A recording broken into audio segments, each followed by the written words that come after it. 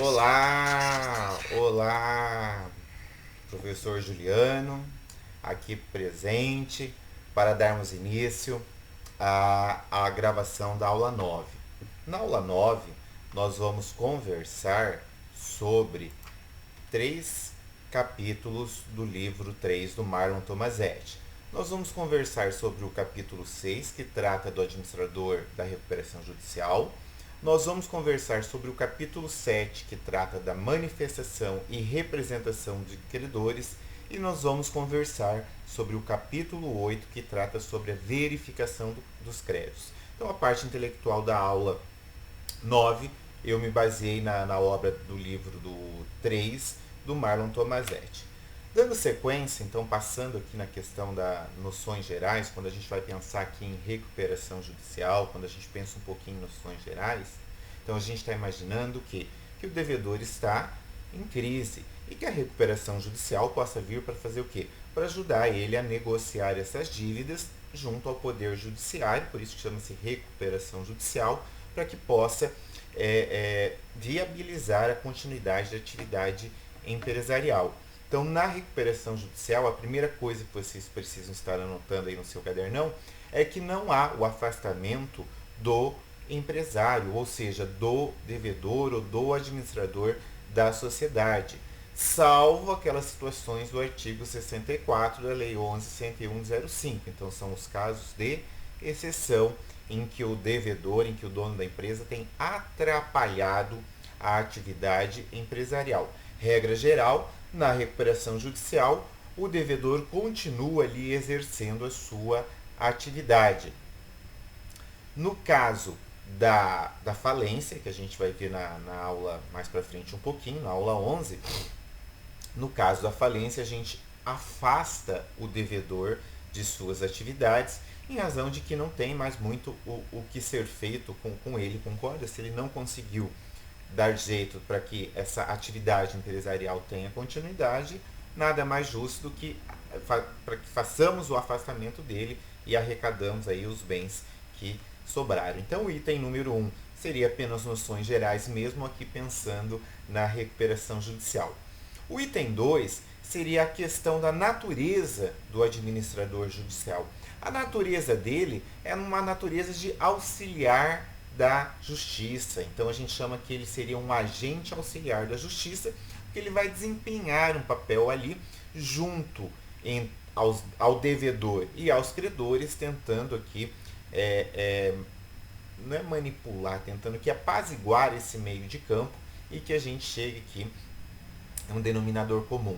É tratado como se fosse um órgão auxiliar do juízo. Prof, por que você está falando em órgão auxiliar do juízo? Porque o administrador judicial tanto pode ser pessoa física quanto pessoa jurídica, né? Uma empresa especializada nesse tipo de prestação de serviço.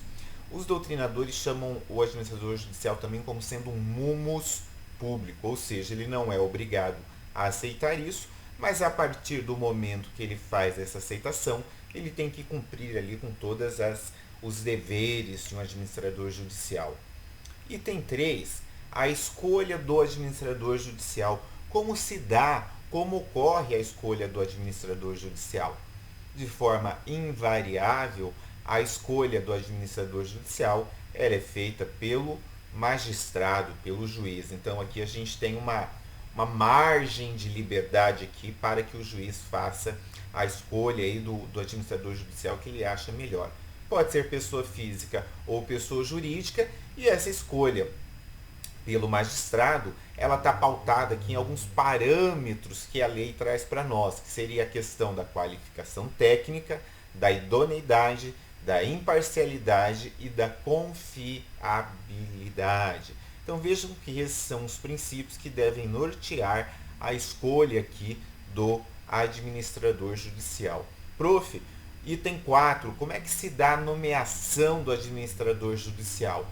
Na recuperação judicial, a decisão ali, o despacho inicial que defere o processamento, já seria ele ali que o juiz vai nomear o administrador judicial.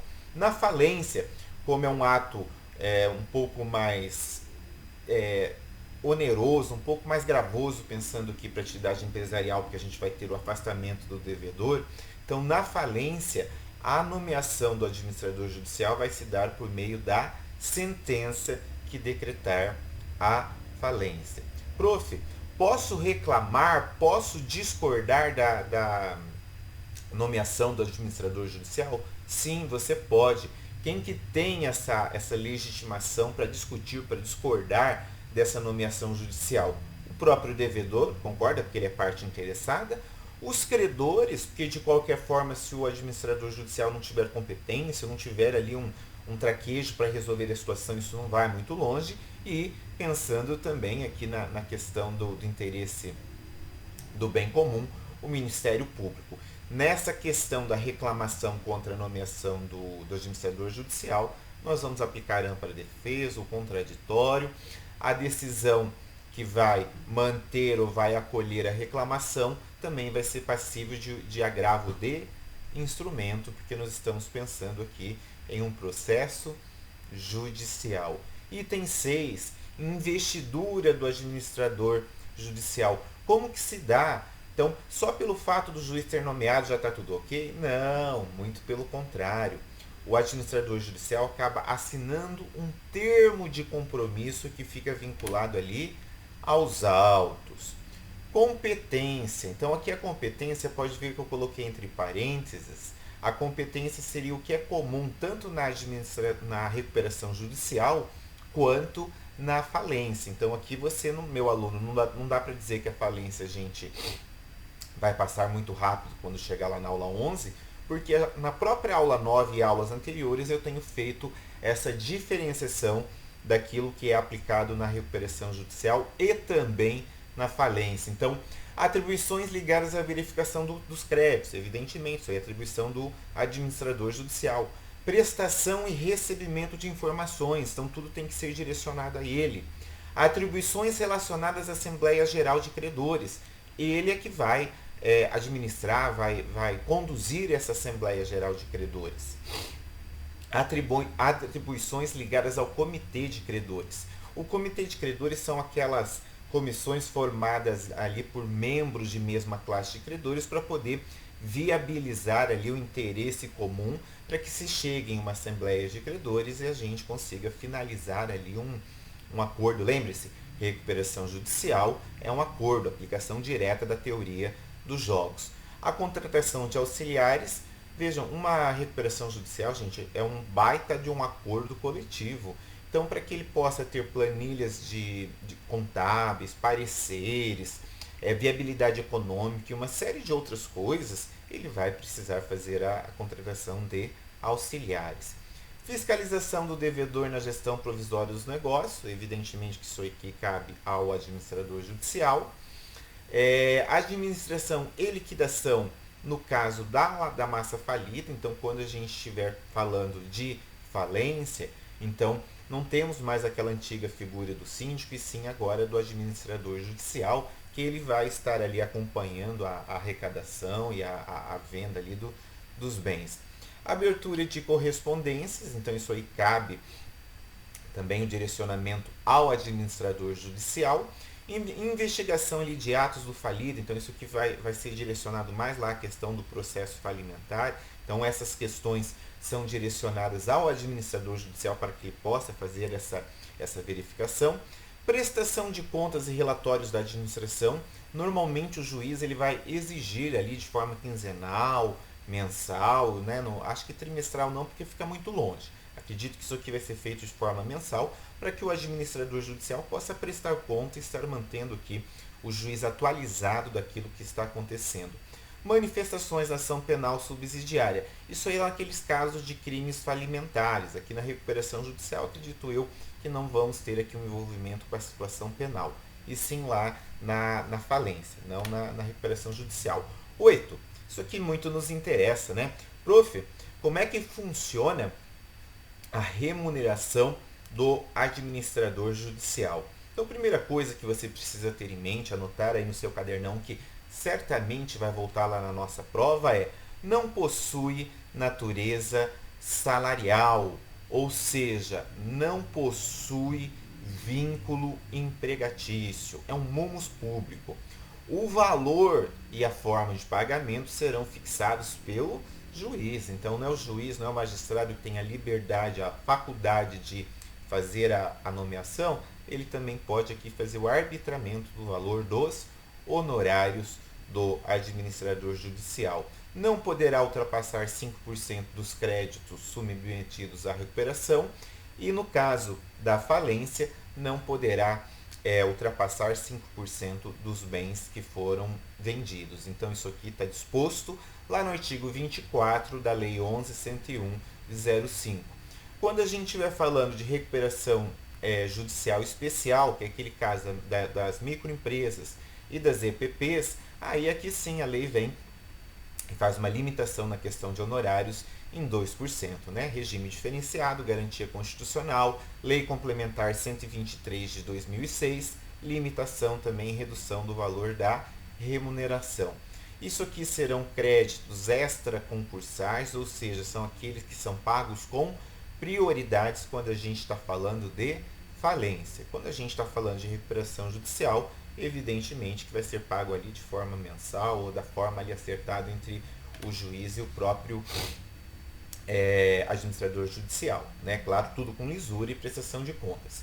Eu trago uma curiosidade aqui, que naquele caso da recuperação judicial da Varing, que ela envolvia 9,6 milhões de reais, aliás, o capital da recuperação judicial é de 4,8 bilhões de reais. Então, os honorários do administrador judicial foi arbitrado em 9,6 milhões.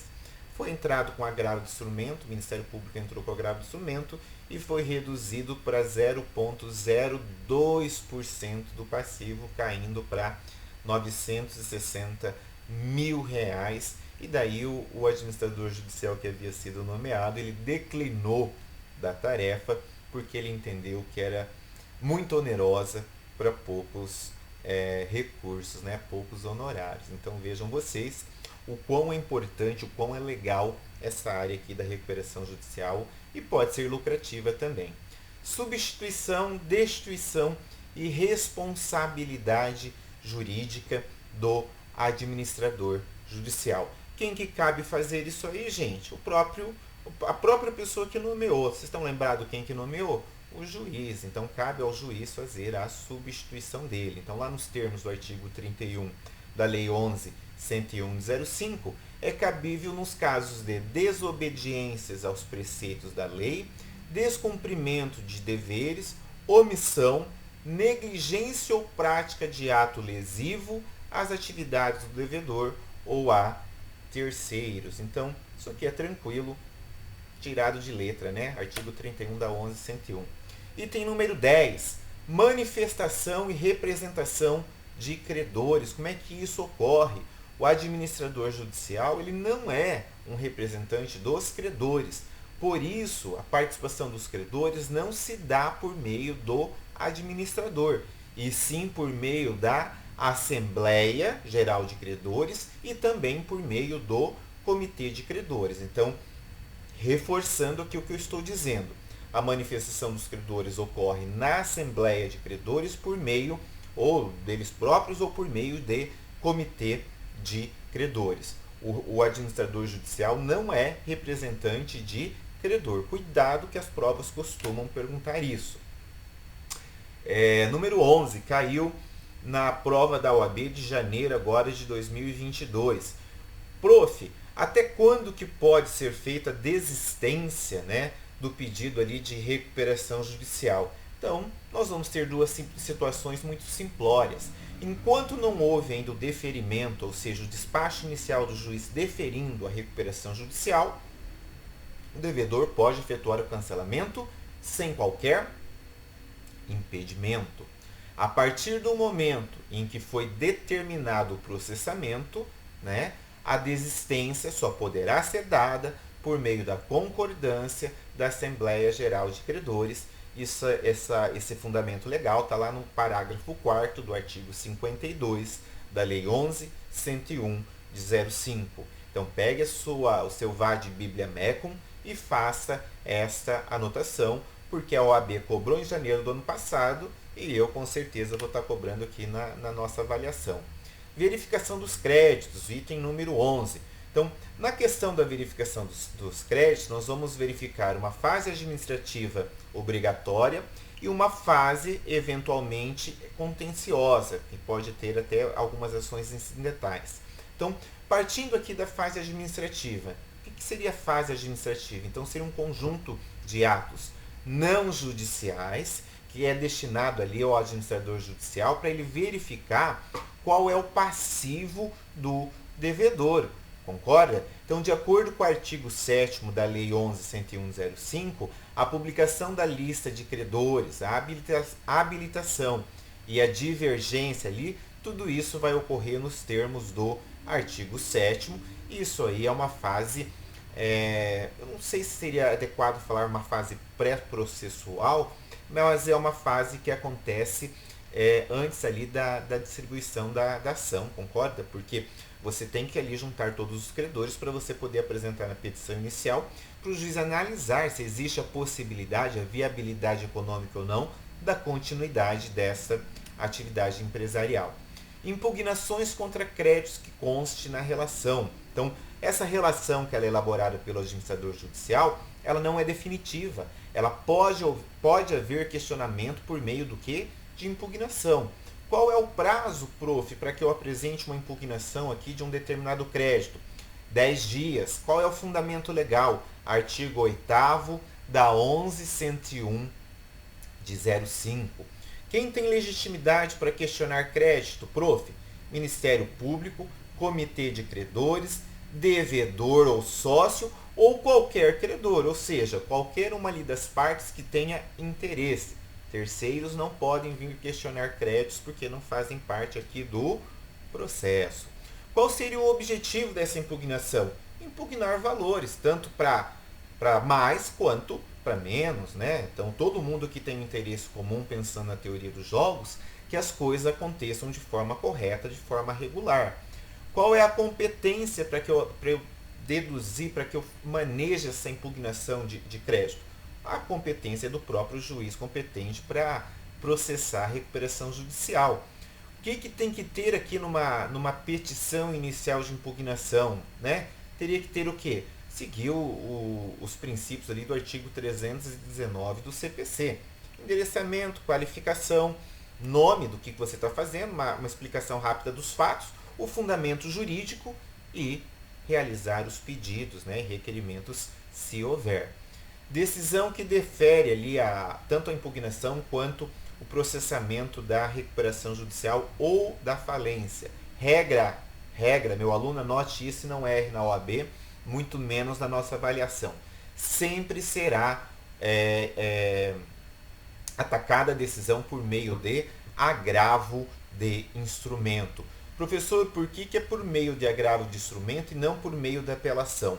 Nós não temos interesse com que os outros credores ou que esse processo, esse grande acordo judicial fique demorando, fique parado. Então, por essa razão, o legislador, quando veio aqui, criou a Lei Especial de Recuperação Judicial, extrajudicial e falência, ele entendeu que o recurso competente para se discutir a decisão que defere ou essas questões aqui de impugnação seria o agravo de instrumento, porque ele é montado, ele é uma ação, um recurso de competência originária do segundo grau, e o nosso processo segue aqui em primeira instância. Normalmente, eu coloquei ali como observação que as impugnações podem ter tanto a favor quanto contra, né, para aumentar ou para diminuir créditos. A gente tem que pensar naquilo que é correto. Prof, item 13, pode ocorrer impugnações retardatárias? Evidentemente que sim. Se eu disse que aquela lista de credores lá do administrador judicial ela não era definitiva, quer dizer que pode aparecer credores depois. Então, desta forma, lá no artigo 9º da Lei 11.101/05, diz que o prazo é de 15 dias a partir da publicação lá do edital, ou, que isso aqui muito nos interessa, né? Os testes vão adorar perguntar se você sabe isso, ou até o encerramento do processo. Enquanto o processo de recuperação judicial estiver ativo ou o processo de falência estiver ativo, você pode ali apresentar impugnação de crédito. Quem tem a legitimidade para apresentar isso aí? Qualquer credor. Competência, o mesmo da recuperação judicial ou da falência. Petição inicial, da mesma forma, seguindo os requisitos do artigo 319 do CPC, ou seja, no 319 até a homologação quanto ao quadro de credores. Então, até o quadro de credores a gente faz como impugnação. Depois da homologação do quadro de credores, a gente vai fazer uma distribuição de um processo em apenso e daí seguirá um processo comum o rito comum, para não atrapalhar aqui o processamento da recuperação judicial ou da falência. Então, cuidado que aqui a gente tem uma diferenciação. Em todos os casos, vai ser o recurso cabível ao agravo de instrumento. No caso da sentença, a gente tem prazo decadencial de 3 anos, parágrafo 10º do artigo 10 da Lei 11.101 de 05. Quais são as penalidades aplicáveis às impugnações retardatárias? Eles não votam em assembleia. E na falência, eles perdem o direito dos pagamentos que já foram realizados. Me parece que isso é coerente, porque aquilo que já foi pago para outros credores, né, não tem como agora eu voltar, como diz minha avó, voltar isso atrás para quem chegou aqui para fazer impugnação retardatária. Concorda? Até aqui é tranquilo. Item 14. Créditos fazendários. Como é que isso aqui funciona? Os créditos fazendários, gente, eles não se submetem nem à recuperação judicial e nem à falência. Eles possuem preferência no pagamento. Então não tem como você lá no plano de recuperação obrigar o Estado, o governo a receber de uma forma diversa que não aquilo que a lei determina. Mas os tributos terão que ser pagos, né? Mas será pago com preferência. 15. Crédito trabalhistas e ações em curso. Normal, sujeito a concurso de credores, mas vai ser uma das primeiras classes que vão receber. Consolidação do quadro geral de credores. Então, essa consolidação ela será formada após o julgamento de todas as impugnações tempestivas e as retardatárias. Também dos créditos fazendários, das decisões judiciais, sejam trabalhistas ou de outros processos, e que ainda pode não ser definitiva. Então, por que ainda não pode não ser definitiva? Porque eu tenho até o final do processo para aparecer ainda um credor retardatário para vir fazer aqui a sua habilitação e ter que mudar aqui o meu quadro de credores. Item 17. Pode ocorrer alteração no quadro geral de credores? Pode. Por que pode? Porque poderá aparecer novos credores aqui a serem habilitados e com isso eu vou ter que acabar mudando aquele quadro de credor que eu teria acabado de fazer o processamento. Nesses casos não haverá a distribuição dentro aqui incidenter, né, do processo de recuperação ou de falência, e sim vai ser distribuído por meio de uma ação própria em apenso, né, com pagamento de custas e tudo mais. Então isso aqui fica tranquilo. E com isso a gente encerra a última aula. Ficou de um tamanho bom, curto, porque é isso que a gente precisa. Aulas objetivas para que você possa estudar para a prova. Beleza? Até a aula 10. Bons estudos!